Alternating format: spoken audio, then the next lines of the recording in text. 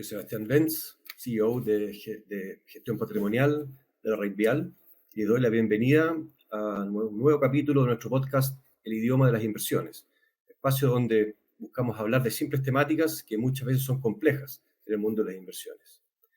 En esta oportunidad conversaremos con Marcel Raffart acerca del mundo del Venture Capital o capital de riesgo. Marcel Raffart es socio y fundador de Galdana Ventures, compañía socia de la Reinvial, y experto en esta materia. Galdana Ventures tiene prácticamente 2.000 millones de dólares en inversiones y Marcel lidera esta compañía después de haberla fundado. Los fondos donde invierten, no solamente en Estados Unidos, también Europa, Israel y Asia. Y en este contexto es que te doy la bienvenida, Marcel, de acompañarnos y darnos tu visión en este tema fascinante y a veces difícil de agarrar. Muchas gracias, Sebastián. Un placer estar con todos vosotros. Gracias. Partamos desde el origen, tal vez, Marcel, ¿no es cierto? El Venture Capital comenzó hace, 50 años, en la década de los 70, y parece no verlo sí o sí. Tal vez tú nos puedas dar tu visión un poquito de la historia del Venture Capital y dónde nos ha traído la historia, dónde estamos hoy día, finalmente. Sí, como bien dices, Venture Capital nació allá por los años 70 en Estados Unidos. Había algunos pioneros, fundamentalmente ingenieros informáticos, que se dieron cuenta de algo que en aquel momento no era tan evidente, que era el potencial de las nuevas compañías del ámbito de la revolución digital, que eran incipientes, eran muy pequeñitas en aquel momento. Pero ellos creían que tenían un potencial de crecimiento y de transformación de la sociedad y de la economía bárbaro, pero no encontraban financiación. Eran compañías con grandes ambiciones, con grandes planes, con gran futuro, pero con muy pocos activos y muy poco balance. Por tanto, era muy difícil que estas compañías accedieran a lo que habitualmente consideramos como la financiación bancaria. Por tanto, los norteamericanos allí en Silicon Valley decidieron que era interesante crear una industria nueva, la del Venture Capital, consistente en fondos cerrados, con un nacimiento y con un final, al que inversores pueden aportar capital para que a su vez estos fondos sean los que financien a estas compañías tecnológicas. El tiempo ha demostrado que aquellos pioneros tenían razón. La revolución digital que inició sus andaduras por aquel entonces ha demostrado tener una capacidad de crecimiento y de transformación de la sociedad y de la economía absolutamente inmensas, ¿no? Y por tanto, Venture Capital fue un acierto en la medida en que facilitó este nacimiento.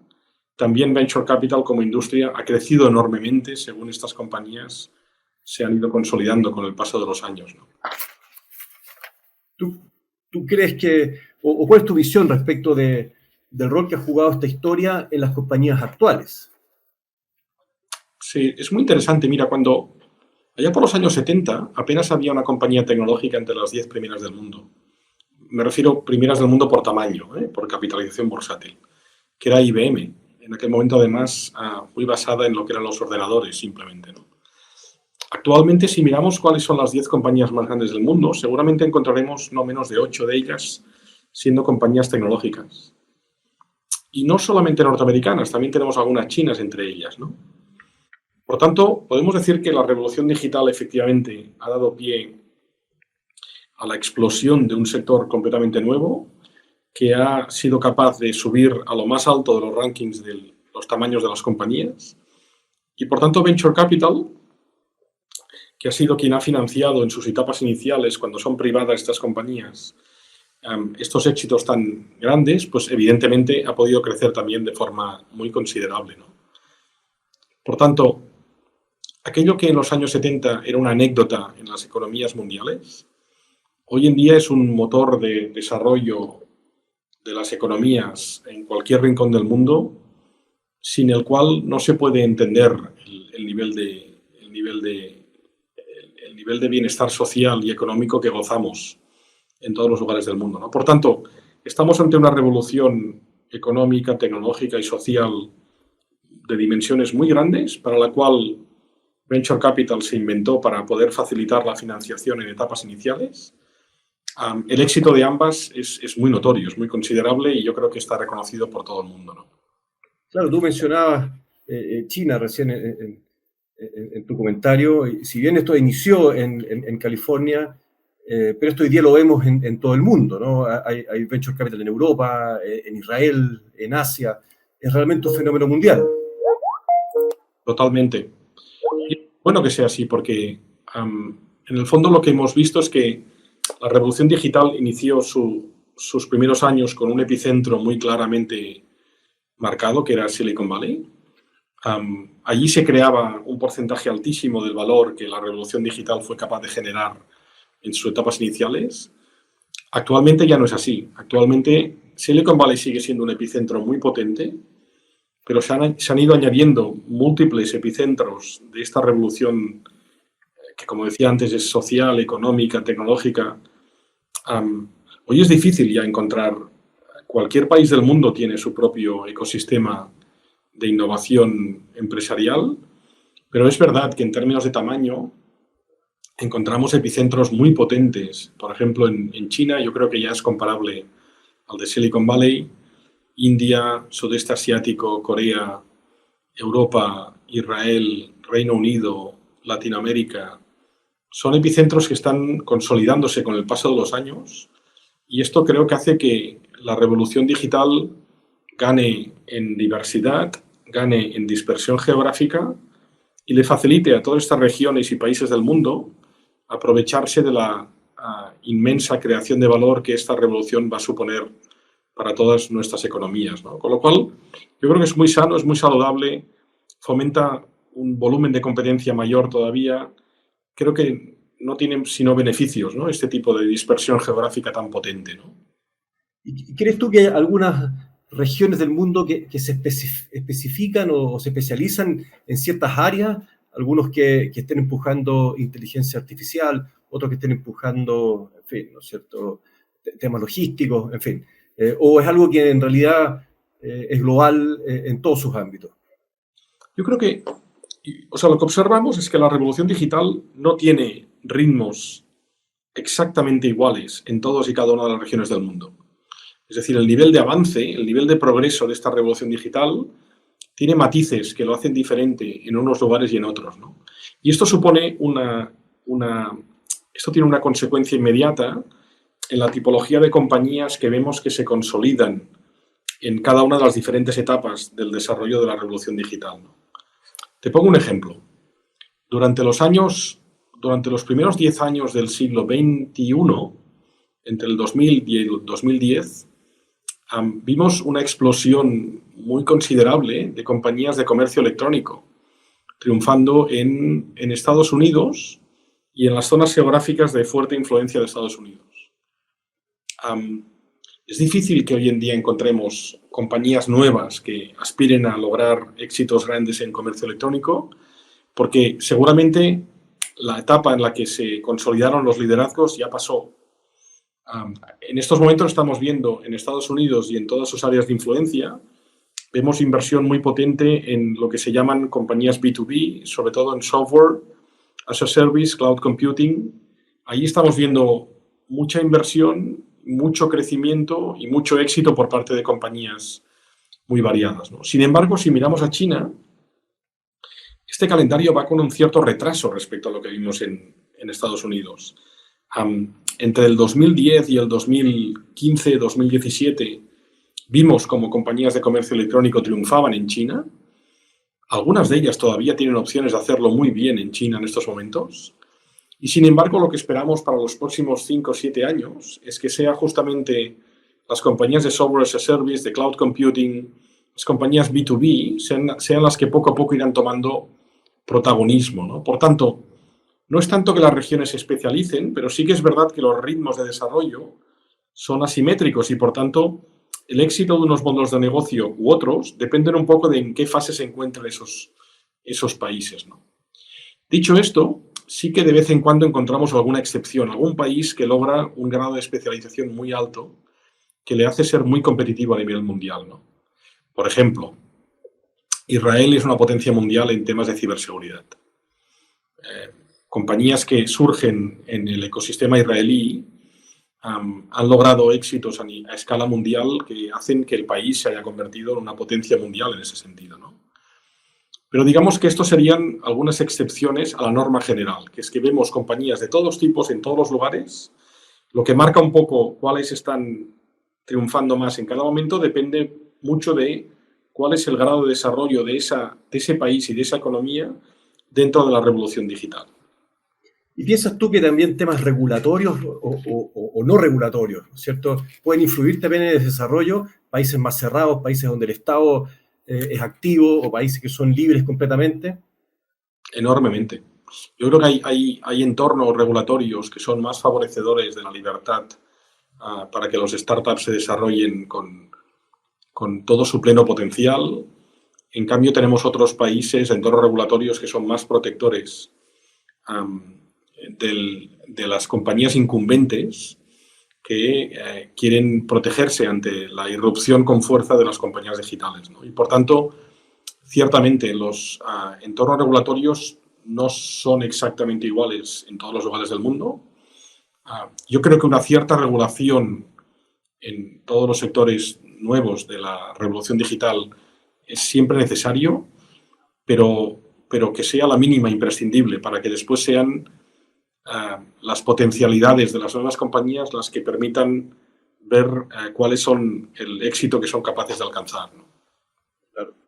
Estamos conversando con Marcel Raffart, socio fundador de Galdana Ventures. Marcel, en 50 años de revolución digital hemos visto, y tú lo mencionabas, distintas tendencias, ¿no es cierto? El comercio electrónico, en fin. ¿Qué crees tú que son las 3 o 4 líneas que de aquí hacia adelante van a estar empujando? Me imagino que inteligencia artificial, impresión 3D. ¿Cuál otra nos podrías tú ilustrar que son líneas donde uno tiene que estar atento en esta revolución digital futura? Yo creo que sí, yo creo que es muy interesante. Tu pregunta contiene implícitamente un mensaje con el que estoy muy de acuerdo, ¿no? Que es que una cosa es el paraguas de la revolución digital, otra cosa es aquellos sectores que en cada momento se presentan ante el mundo de los inversores y de los consumidores con mayor potencial de éxito y de crecimiento, ¿no? Y por tanto, tu pregunta es muy válida. Mira, en estos momentos lo que estamos viendo, nosotros, como sabéis, somos inversores en los mejores fondos de venture capital del mundo y ellos son una buena indicación de cuáles son aquellos sectores en los que están invirtiendo, ¿no? Entonces, lo que estamos observando actualmente es que inteligencia artificial está acaparando mucho el interés de los inversores.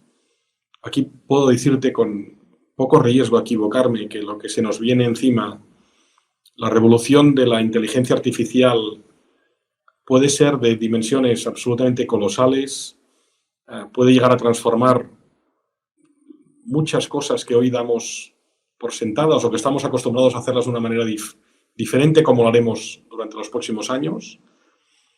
Por tanto, inteligencia artificial está reuniendo muchísimo interés por parte de los inversores. Todo lo que tiene que ver con movilidad también está trayendo muchísimo interés por parte de los inversores. No falta mucho tiempo para que los vehículos, bien sean usados por particulares o bien sean vehículos de transporte industrial y logístico, van a ser, no sé si 100%, pero al menos en un porcentaje alto van a ser autoconducidos, ¿no? Y esto supone una revolución muy grande porque requiere de un grado de inteligencia en el vehículo que se moverá solo, muy grande, así como inteligencia en alrededor de esos vehículos que se estarán moviendo para entender en todo momento qué es lo que está ocurriendo y que ese vehículo pueda tomar decisiones autónomas para trasladarnos con total y plena seguridad, ¿no? Todo lo que tiene que ver con ciberseguridad, desgraciadamente, las nuevas tecnologías también permiten que gente con malas intenciones quiera hacer cosas malas y, por tanto, ciberseguridad es una industria que va a tener un desarrollo espectacular durante los próximos años porque querremos seguir siendo protegidos, tanto a nivel personal como a nivel corporativo, ante las tentaciones malignas de ciertas personas.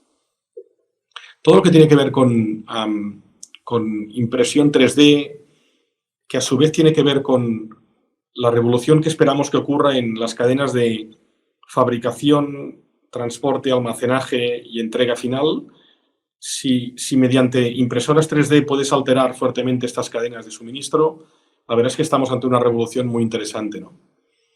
Todo lo que tiene que ver con salud digital, es decir, la manera en que los ciudadanos interactuamos con los sistemas de salud en cada país, veremos cómo durante los próximos años, gracias a inteligencia artificial, gracias a la comunicación a través de pantallas, habrá una parte que hoy en día es presencial que seremos capaces de trasladarla al ámbito digital. Por tanto, todo aquello que tiene que ver la intersección entre salud y revolución digital va a ser muy interesante.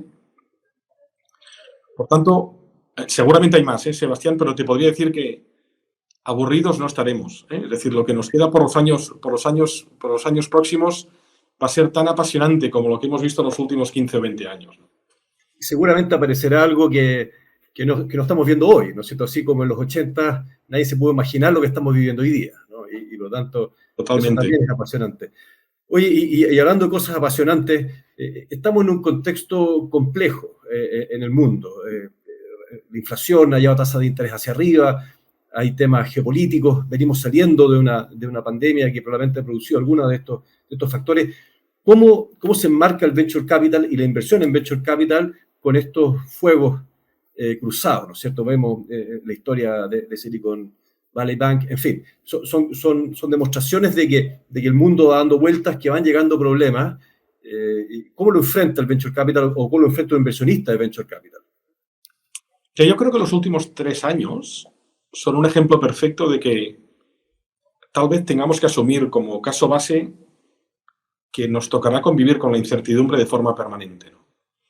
Si hace 3 años tú y yo hubiéramos hablado y tú me hubieras dicho a mí o yo te hubiera dicho a ti que en los próximos 3 años nos esperaba una pandemia vírica que nos iba a encerrar a todos a casa durante un tiempo muy largo, o que habría una guerra en Europa de nuevo, o que la inflación se nos descontrolaría hasta niveles como los que hemos llegado a ver hace poco y todavía hoy en día son muy altos, y que esto conllevaría aumentos de tipos de interés tan rápidos e intensos como los que hemos vivido, o que esto supondría crisis bancarias como las que recientemente hemos visto con Silicon Valley Bank o con Credit Suisse en Europa, pues seguramente yo no te hubiera creído a ti, tú no me hubieras creído a mí. Pero lo cierto es que esto está pasando. Lo único cierto, la única certeza con la que podemos trabajar es que conviviremos con la incertidumbre. Lo que estamos viendo es que el sector del venture capital en estos momentos es un sector ya muy grande, muy consolidado. Actualmente lo que llamamos el dry powder, que es el tamaño total de los fondos disponibles para ser invertidos, supone unos 550.000 millones de dólares. Estamos hablando de algo muy grande ya. Por tanto, es un sector que, evidentemente, como el resto de la economía, sufre sus vaivenes, tiene subidas y bajadas, igual que le ocurre al resto de la economía, igual que le ocurre a la bolsa, por ejemplo. Pero nuestra visión es que si tú alcanzas un poquito de perspectiva histórica y amplías un poquito el zoom para entender bien cuál es la evolución prevista de este sector, yo creo que, además de las subidas y bajadas que se irán produciendo de vez en cuando, existe una tendencia fuerte y potente de creación de valor a lo largo del tiempo que va a ser muy, muy potente, ¿no?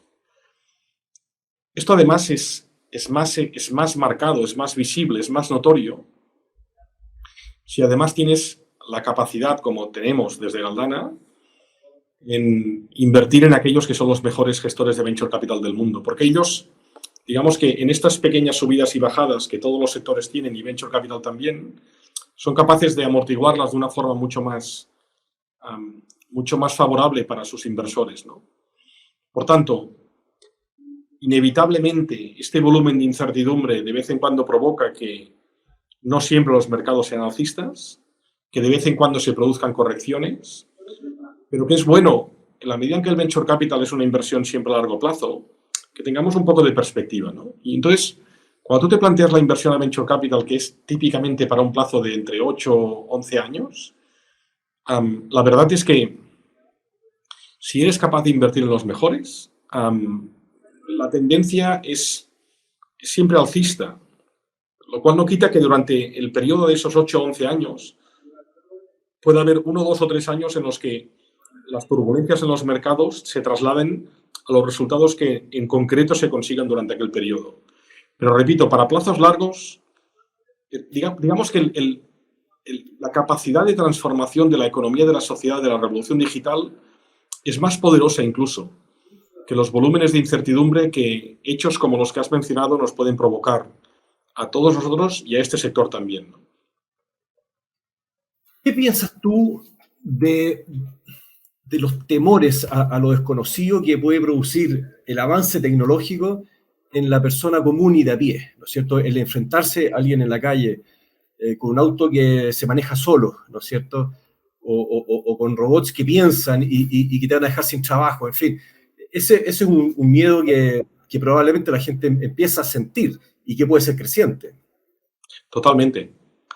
Y es un miedo que es natural, comprensible, hasta cierto punto necesario también, ¿no?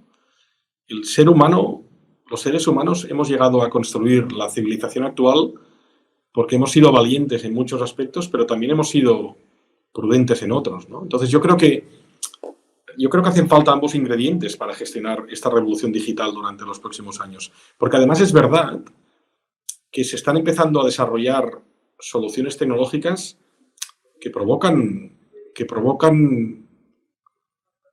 al mismo tiempo una lectura espectacularmente positiva de lo que serán capaces de hacer, pero también un temor muy grande por lo que nos podrán dañar, digamos, ¿no? Yo creo que seguramente, Sebastián, has tenido ya la oportunidad de entrar y probar en primera persona lo del ChatGPT, que es esta primera solución que nos han ofrecido en inteligencia artificial para uso particular y doméstico. Que ya es salvaje, y es la primera. Exacto. Ya basta que uno le dedique 20 o 30 minutos para que te apasione, pero al mismo tiempo te genera una preocupación enorme, ¿no? No solamente a nivel individual, porque en primer lugar todos nos preguntamos si eso puede llegar a reemplazar nuestros puestos de trabajo, por ejemplo, pero incluso va más allá, que es que la inteligencia artificial puede llegar a ser tan superior a la humana, no tardaremos mucho para que sea así, que eso nos hace preguntarnos cosas como si esto puede llegar a poner en peligro los sistemas democráticos que con esfuerzo hemos construido con el paso de los siglos, ¿no? Por ponerte un ejemplo, ¿no? Por eso hay tanta gente que actualmente está recomendando que pongamos un poco de pausa en el desarrollo de la inteligencia artificial para intentar lograr que juntos nos pongamos de acuerdo para ver qué límites queremos ponerle a este tipo de desarrollos tecnológicos para procurar que los resultados sean siempre en el ámbito positivo para todos, no tanto en el negativo, ¿no? Por tanto, yo cuando cualquiera de nuestros inversores o gente de mi entorno personal, familiares, amigos, me expresan estos temores, lo primero que hago es hacerles sentir cómodos, porque esos temores son comprensibles, son necesarios incluso. Y la humanidad deberemos buscar la manera de regular, ¿no? Hace un rato me preguntabas por la regulación y este es un buen ejemplo, ¿no? Deberemos encontrar la manera de regular cómo se pueden desarrollar soluciones en el ámbito de la inteligencia artificial que fundamentalmente provean el bien para la humanidad y no el mal para la humanidad. Claro. Estamos conversando con Marcel Raffart, ya lo comentamos, es socio fundador de Galdana Ventures y experto en inversión en capital de riesgo. Marcel, comentamos hace unos momentos de que el desarrollo del venture capital está distribuido hoy en día en el mundo, ¿cierto? En Israel, en Asia, en China, en Estados Unidos, por supuesto, pero no mencionamos Latinoamérica, ¿no es cierto? Definitivamente lo hay y conocemos desde Chile compañías chilenas y latinas, sin embargo, no lo hemos mencionado. ¿Tú consideras que vamos un poco por detrás como región o es un tema de tamaño? ¿Cómo ves el venture capital, el desarrollo y por lo tanto la inversión también en Latinoamérica? Yo creo que Latinoamérica va un poco por detrás de Estados Unidos, pero es que todo el mundo va un poco por detrás de Estados Unidos. En Europa también vamos un poco por detrás de Estados Unidos, ¿no? Y por tanto, yo creo que Latinoamérica efectivamente durante unos años no se estaba viendo los volúmenes de actividad que sí que ya se veían en otros continentes, fundamentalmente Estados Unidos. Pero yo te diría que los últimos 8 o 10 años el cambio es espectacular. Latinoamérica, yo creo que los emprendedores tanto latinoamericanos como extranjeros que han venido a la región para intentar desarrollar nuevas compañías en el ámbito de la revolución digital, han comprendido que es un continente con una potencialidad espectacular. Los inversores, los mejores fondos de Venture Capital, que son aquellos en los que estamos comprometidos nosotros, todos o bien tienen oficina ya establecida en alguno de los países de la región para desde aquí ir viajando regularmente, o tienen gente viajando regularmente desde Estados Unidos, que es sobre todo el origen de muchos de los fondos de Venture Capital, que se trasladan con mucha frecuencia a la región para identificar empresas prometedoras. Esto además se ha complementado con fondos de Venture Capital locales en la región latinoamericana, que están siendo capaces ya desde fases muy tempranas identificar compañías muy prometedoras, ¿no? Por tanto, yo creo que el continente y muchos de los países de Latinoamérica han descubierto en los últimos años la potencialidad que la revolución digital también supone para sus respectivas economías y para sus ciudadanos. El nombre capital de riesgo, ¿no es cierto?, que es como se le llama a esta categoría, desde ya espanta un poco a un inversionista. Dice, bueno, que aquí sí que hay riesgo, ¿no es cierto? Y por lo tanto, ¿cómo ves tú, qué consejo tienes tú para alguien que quiere invertir en venture capital, en capital de riesgo, y no hacerlo de una manera completamente riesgosa? Sí, tu pregunta es muy buena porque estamos ante uno de aquellos casos en que el nombre define exactamente, ¿no? ¿Qué es lo que ocurre? ¿Qué relación con el riesgo tiene esta industria, ¿no? Recuerda cómo empezó todo, allá por los años 70, ¿no? Empezaron invirtiendo en compañías que tenían un futuro muy prometedor, pero también un camino arriesgado hasta que se consolidara ese éxito por el que querían trabajar, ¿no? Fíjate, en la revolución digital tú tienes fundamentalmente 3 niveles diferentes a los que puedes invertir. Tú puedes invertir en startups, que serían el nombre con el que calificamos a las compañías tecnológicas en fase temprana. Tú puedes invertir en un fondo que típicamente invertirán unas 20 compañías, por tanto, ahí ya estás alcanzando un cierto grado de diversificación. O tú puedes invertir en un fondo de fondos, que invertirá en unos 30 o 40 fondos, que como a su vez invertirán en unas 20, 25 compañías cada una, pues estás diversificando todavía mucho más, ¿no? Yo lo que aconsejo a los inversores es, uno, ser cautelosos y prudentes, porque es verdad que tienes que definir, tienes que pensar bien y luego definir y luego actuar cómo y cuánto riesgo quieres asumir en tu estrategia, ¿no? Y mi consejo siempre es, asume el menos posible, porque de lo contrario puede que tengas resultados negativos, ¿no?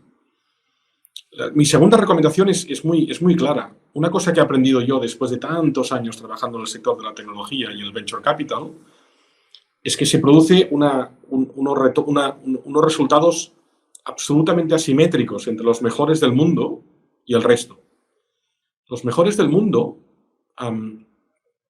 son capaces de perpetuarse en el ranking de los mejores del mundo año tras año, tras año, tras año, tras año. De hecho, pasa el tiempo y siguen siendo siempre los mejores del mundo.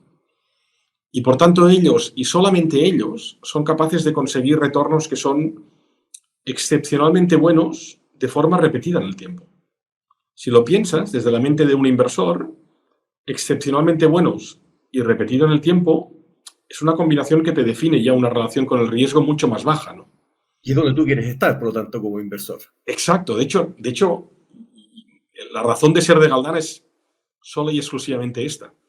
Construir una cesta, un portfolio, con aquellos que están entre los mejores del mundo porque son los que te proveen de esta relación riesgo-retorno que para mí es la más atractiva, ¿no? Yo siempre le digo a nuestros inversores una frase que todos entienden muy bien, que es: a nosotros nos encanta invertir en tecnología en fase privada. Somos unos apasionados de lo que la tecnología va a hacer por la humanidad, del valor que se va a crear durante los próximos años. Pero nos gusta tanto invertir en tecnología como dormir bien por las noches. Y por tanto, la razón de ser del nacimiento de Galdana, que es justamente invertir en los mejores, porque son aquellos que son aquellos y solamente aquellos que durante los últimos 10, 20, 30, 40 o incluso 50 años han demostrado ser capaces de hacerlo bien en cualquier contexto de mercado, y además lo hacen bien de forma repetida en el tiempo. Por eso, por cierto, es tan difícil invertir en ellos. Invertir en algunos de los mejores del mundo es, yo te diría, prácticamente imposible. Lo hemos conseguido y eso es lo que ofrecemos a nuestros inversores, ¿no? Y yendo a nuestros inversores locales, tú tienes relación con inversionistas en todo el mundo, ¿no es cierto? Europeos, sin duda, donde ustedes han comenzado, americanos, en fin. ¿Cómo es el inversionista chileno en particular? ¿Tú lo ves interesado en esto o lo ves fuera de contexto? ¿Cómo es tu relación con el inversionista chileno? Mira, nosotros tenemos típicamente dos tipos de inversores, ¿no? Tenemos inversores que son particulares, que puede ser desde un inversor individual hasta un family office, es decir, una familia ya con una estructura un poco más estructurada, digamos, ¿no? Pero que en definitiva son particulares, ¿no? Entonces, este es un tipo de inversor que generalmente tiene un espíritu emprendedor potente, porque bien son empresarios a mayor o menor escala, pero en su día a día son emprendedores, ¿no? Y ellos son, digamos que siempre son más pioneros en la inversión en este tipo de activos que el otro tipo de inversor, que son los institucionales. Lo que hemos visto en Latinoamérica en general, en Chile en particular, es que el inversor particular ya empezó a invertir en venture capital desde hace ya unos cuantos años, no todos, pero digamos que un número de ellos suficientemente grande, y por tanto, poco a poco, cada vez más gente tiene a su alrededor algunos ejemplos que pueden hablar de forma positiva de su experiencia habiendo invertido en venture capital en los últimos años. Los que están empezando ahora, porque digamos que se mueven de una forma un poco más lenta y además están mucho más afectados por la regulación, son los inversores de perfil institucional. Han empezado recientemente, muchos están escuchando con un interés bárbaro porque han comprendido que venture capital, siempre y cuando puedas invertir a través de los mejores, puede llegar a ser un complemento fantástico para tu portfolio. Pero no cabe ninguna duda de que el crecimiento de los inversores institucionales durante los próximos 5 o 10 años va a ser espectacular. Siempre y cuando logren invertir a través de los mejores, repito. Si no lo hacen, tendrán resultados que no van a ser excepcionalmente buenos y, por tanto, el desarrollo que tendrán en el activo durante los próximos años no va a ser tan extraordinario. Pero aquellos que lo hagan bien y que logren invertir en los mejores del mundo, bien directamente, difícil, o indirectamente a través de un fondo de fondos como el nuestro o como cualquier otro, no tengo ninguna duda de que su exposición al activo va a ser creciente con el paso del tiempo, ¿no? Y en ese sentido, cuando miramos qué es lo que ha ocurrido, por ejemplo, en Estados Unidos, que es el mercado que empezó antes y por tanto es el más avanzado, hoy en día yo diría que es prácticamente imposible encontrarte a un fondo de pensiones, a una compañía de seguros, a un endowment de universidad. Es prácticamente imposible encontrarte a cualquiera de estos perfiles de inversores sin una exposición bastante significativa a venture capital.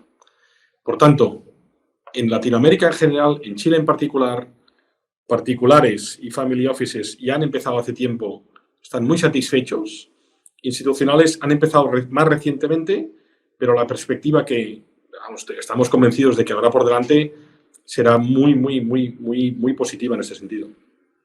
Ahora, Marcel, por supuesto que puede haber interés, ¿no es cierto?, no solamente en Chile, sino en el mundo. Tú mencionas que hay un dry powder, ¿cierto?, hay dinero disponible para invertir preparado, pero uno se pudiese preguntar, oye, pero llevamos 50 años de revolución digital.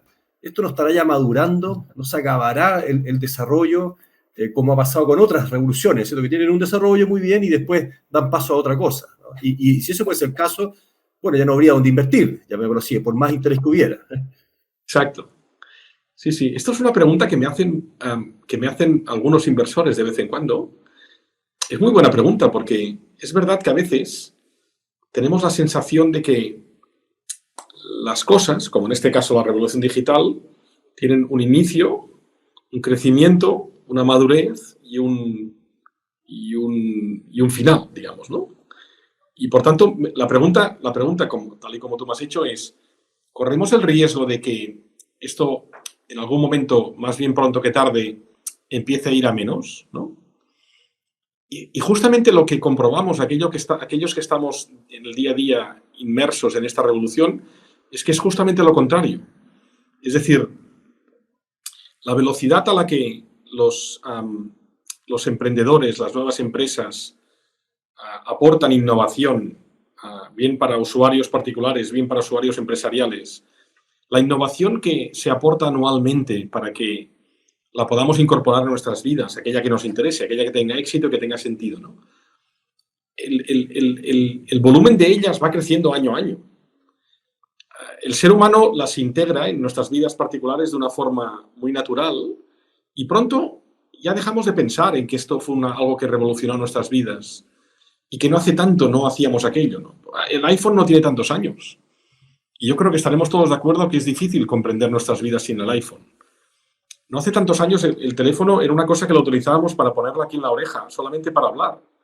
Y ahora ha pasado a ser un ordenador con el que viajamos, que nos provee de una cantidad de información, una capacidad de computación que es impensable hace 15 años atrás, ¿no?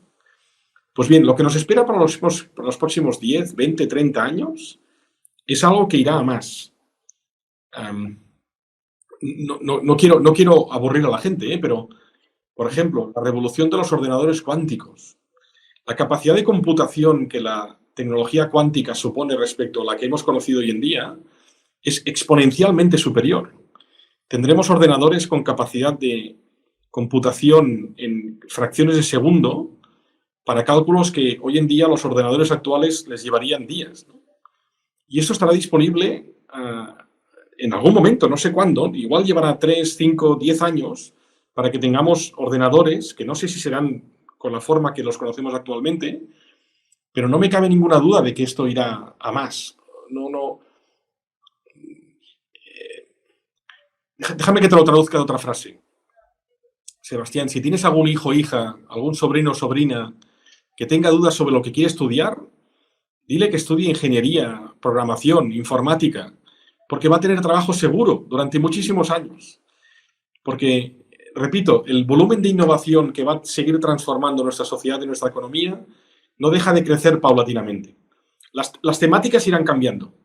Igual que dijimos que el comercio electrónico estuvo en Estados Unidos a principios del siglo XXI y ahora como que ya no es la temática más atractiva para los inversores, pues las temáticas irán cambiando, pero la capacidad de incorporar, los seres humanos incorporaremos innovación a velocidad muy grande y esto irá más, no irá menos, sino que irá más bien a más.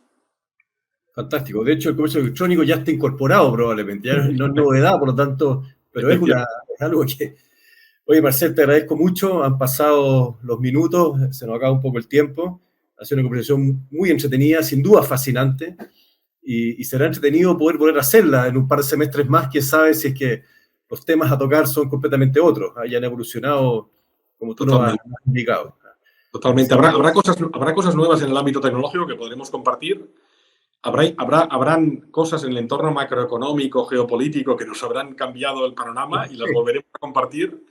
Pero en todo caso, Sebastián, ha sido un placer muy grande por mi parte compartir este rato con todos vosotros.